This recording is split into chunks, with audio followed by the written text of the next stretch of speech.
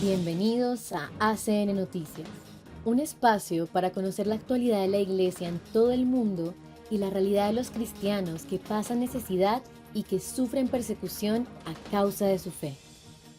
Escucharemos 3 historias que nos develan la realidad de la Iglesia en diferentes lugares del mundo. Atendamos.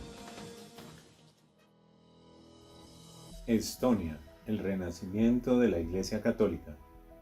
Tras siglos de prohibición, se vive el renacimiento de la Iglesia Católica en Estonia.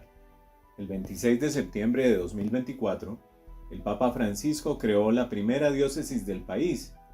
El 1 de noviembre del año anterior, el Papa se dirigió a la Iglesia Católica Estonia con ocasión del centenario de la creación de su administración apostólica, al poco tiempo de ser erigida en diócesis.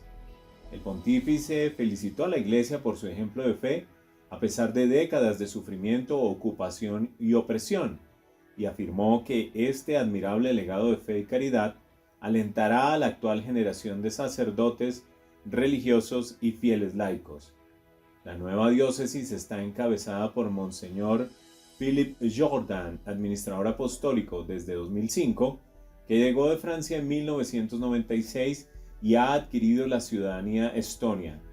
En una entrevista con ACN, Monseñor Jourdan presenta la situación de los católicos en ese país.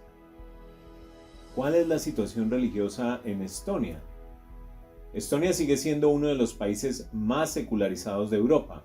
Alrededor de un 25% de la población es creyente y el resto se declara no creyente, aunque en realidad mucha gente cree sin saber realmente en qué cree.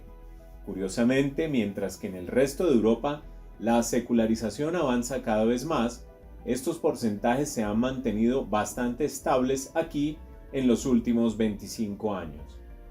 ¿Por qué hay tan pocos católicos en Estonia? La Iglesia Católica desapareció de Estonia en el siglo XVI, coincidiendo con la Reforma Luterana. Durante 2 siglos y medio estuvo prohibida y no resurgió hasta principios del siglo XIX. Entonces, el país sufrió 50 años de dominio soviético. Por lo tanto, Estonia tiene una historia única como bisagra entre 2 mundos que rechazaban el catolicismo. ¿Está cambiando la situación? Sí, la comunidad católica no deja de crecer. En 1970 éramos menos de una decena y ahora somos entre 7.000 y 10.000. Siempre hemos tenido solicitudes de bautizos. Desde hace 2 a 3 años, los catecúmenos son cada vez más jóvenes. No cabe duda de que desde COVID y la guerra de Ucrania, los jóvenes de hoy se plantean más preguntas existenciales y algunos también se han dado cuenta de que el ideal postsoviético es muy consumista, algo comprensible tras un periodo de gran pobreza, y esto no les llena plenamente. ¿Quiénes forman hoy la comunidad católica de Estonia? Una mitad son estonios étnicos, conversos o hijos de conversos, mientras que la otra mitad son rusoparlantes. El 30% de la población estonia actual es rusoparlante, algunos en parte procedentes de Bielorrusia o Ucrania y de rito latino u oriental. Además, desde hace 4 a 5 años, contamos con algunos inmigrantes procedentes de todo el mundo. ¿Por qué se ha erigido ahora esta primera diócesis? Hace 100 años, en 1924, el Papa Pío XI creó una administración apostólica. Se trataba de una situación temporal hasta que la Iglesia creciera y se estructurara. Obviamente, los 50 años de régimen soviético frenaron este crecimiento. Ahora por fin podemos dotar a la Iglesia en este país de una estructura oficial. En la actualidad contamos con una diócesis con 10 provincias, 8 de rito latino y 2 de rito oriental, y con 15 sacerdotes de distintas nacionalidades. Es la culminación de un largo camino que ha hecho muy feliz a todo el mundo. ¿Cómo ha acogido la Iglesia luterana esta noticia? Con gran alegría, la creación de esta diócesis ha sido muy bien acogida y ampliamente difundida por la prensa local. El ecumenismo ha avanzado mucho en los últimos años, pues católicos y protestantes han logrado superar siglos de división. Además, compartimos las mismas preocupaciones sobre las cuestiones sociales, la guerra en Ucrania, etc. ¿Cuál es su sentimiento tras haber tomado posesión como obispo de esta nueva diócesis? Evidentemente, mi deseo es que sigamos creciendo, madurando y organizándonos. Sobre todo debemos conservar nuestra mayor fuerza, que es la oración. A veces nos sentimos un poco impotentes, pero el Señor no nos deja solos. La providencia divina siempre nos ha acompañado. Por tanto, debemos proseguir con nuestra misión, sin descanso, para fomentar las vocaciones y ser portadores de esperanza para todos los que nos rodean. República Dominicana, más de 6 horas en carretera para llevar la fe. El padre Junior Vázquez sufrió hace unos años una gravísima lesión en la pierna debido al mal estado del vehículo que usaba. Ahora, con un nuevo automóvil proporcionado por ACN, puede llegar más fácilmente a las zonas remotas de República Dominicana. El padre Junior Vázquez pasa más de 6 horas al día en la carretera, solo contando el tiempo que toma ir de una parroquia a otra para celebrar la Eucaristía. Se levanta cada día a las 5:30 de la mañana, pasa 1 hora a los pies del maestro en el sagrario, de donde recibe fuerzas para afrontar la jornada. Luego se pone en camino para atender a las 31 comunidades rurales de su parroquia, en la diócesis de San Juan de la Maguana, en el centro oeste de República Dominicana. Como sacerdote, afirma que no solo vale la pena, sino que vale la vida dejarlo todo y gastarnos como una vela por Dios al servicio de los más humildes, para que todos alcancen el mensaje de la salvación, explica el padre Junior durante la visita de una delegación de ACN al país. En la isla caribeña, las lomas es un término muy utilizado para referirse a las áreas rurales montañosas. Estas zonas suelen carecer de servicios básicos y poseen una geografía compleja y de pocas oportunidades. Muchas de las comunidades están aisladas a causa de caminos de tierra que se vuelven intransitables durante la temporada de lluvias. Mis compañeros sacerdotes y yo tenemos que cruzar montañas, con caminos muy difíciles y pedregosos, cuenta el joven sacerdote. También hay que atravesar varios arroyos y ríos para llegar hasta estas personas. Muchas comunidades son marginales y sufren la falta de empleo, salud y educación. Las personas abandonan las lomas en busca de mejores oportunidades, dejando comunidades con poca población activa, favoreciendo más ese ciclo de abandono. Aquí los sacerdotes no solo predican, sino que asumen roles de apoyo social. Para moverse, el padre Junior utilizaba un vehículo muy antiguo y que se dañaba constantemente, lo que suponía un gasto elevado e insostenible para la parroquia, explica el sacerdote. El antiguo vehículo no solo era una carga económica, sino también un riesgo para la salud. Con el tiempo, su constante uso y las malas condiciones de los caminos provocaron un desgarro de ligamentos en mi pie que acabó provocando una fractura, cuenta ACN el presbítero. Esta lesión lo dejó prácticamente incapacitado durante 5 meses y fue sometido a diversas y dolorosas cirugías. A nivel emocional, el proceso fue aún más difícil. Recuerda haber experimentado momentos de soledad, aunque siempre sintió el apoyo de la fe. Dios y la Virgen siempre estuvieron conmigo, asegura. Al mismo tiempo, la experiencia también le permitió reflexionar sobre la importancia de cuidar de sí mismo. Si me cuido y me preocupo por mi bienestar, podré servir mejor y por más tiempo a la comunidad. Estaré sano y fuerte para entregarme a los demás. Todo lo que hacemos lo hacemos por y para Dios, afirma el padre Junior. Gracias al apoyo de los benefactores de ACN, el padre Junior dispone de un vehículo que ha facilitado enormemente su labor. Ha sido un cambio del cielo a la tierra. Ahora puedo cumplir con mis tareas pastorales con más eficacia y alcanzar lugares y comunidades antes inaccesibles, explica agradecido el sacerdote. Sin embargo, la dificultad en el acceso a las comunidades no es el único problema que enfrenta el padre Junior en las zonas rurales que él atiende. La presencia de sectas evangélicas que atraen a la gente con falsas promesas y la falta o abandono de muchas capillas dificulta las prácticas del culto. En este contexto, el presbítero destaca la fe de sus fieles. Ver el hambre y la necesidad que tiene la gente de escuchar hablar de Dios y la alegría y el regocijo con que lo hacen es mi mayor alegría, asegura el padre Junior. Los domingos, los campesinos dejan sus labores y se acercan a pie o a caballo a la celebración religiosa.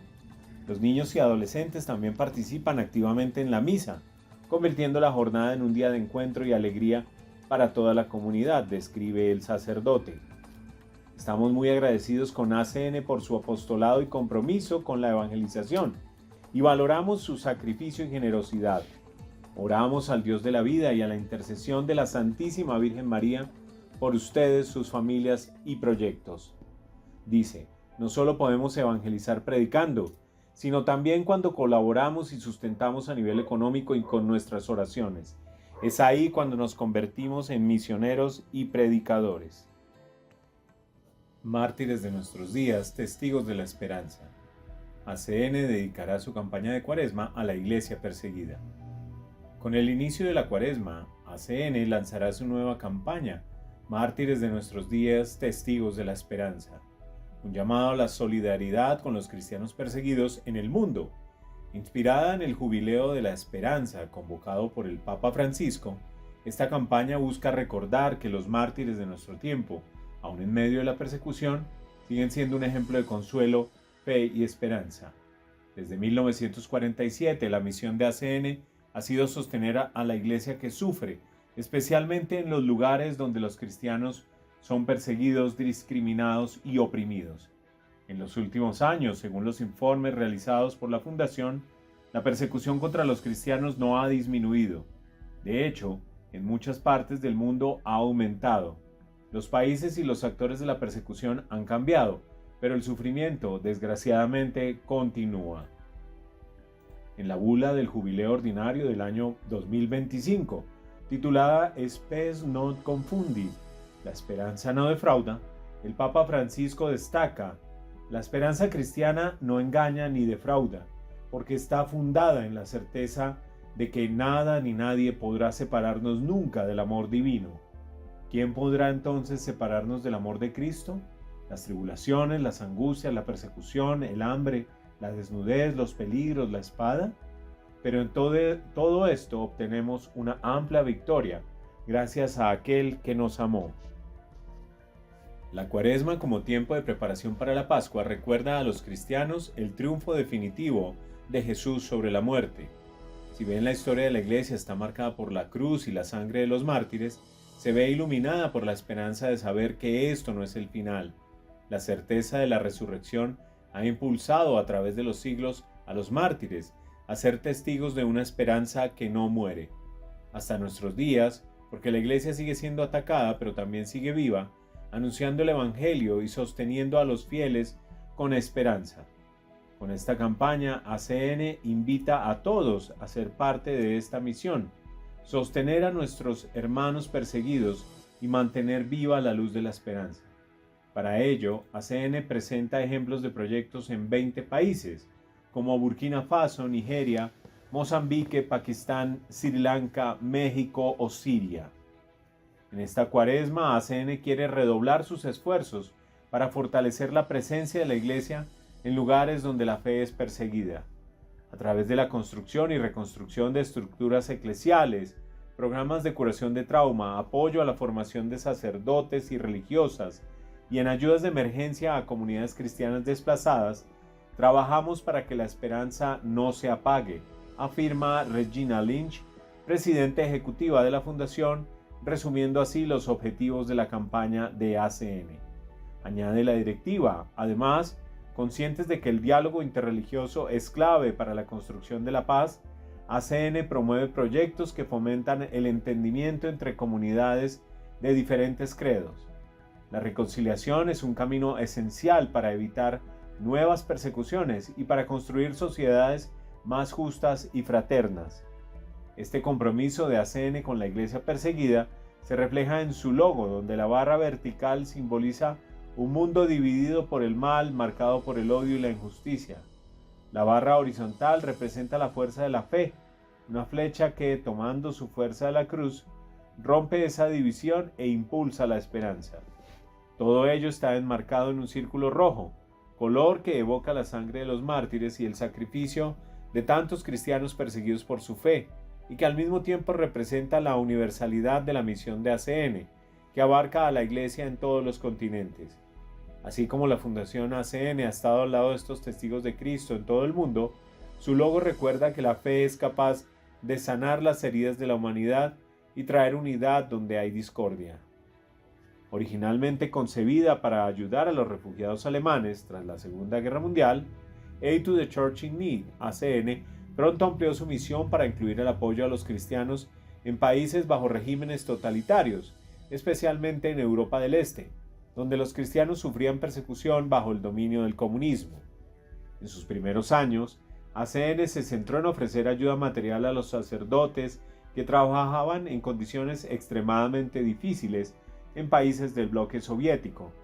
En la década de 1950, la fundación ya estaba enviando ayuda a los países detrás de la cortina de hierro, incluyendo la ex Checoslovaquia, Polonia, Rumania y Hungría.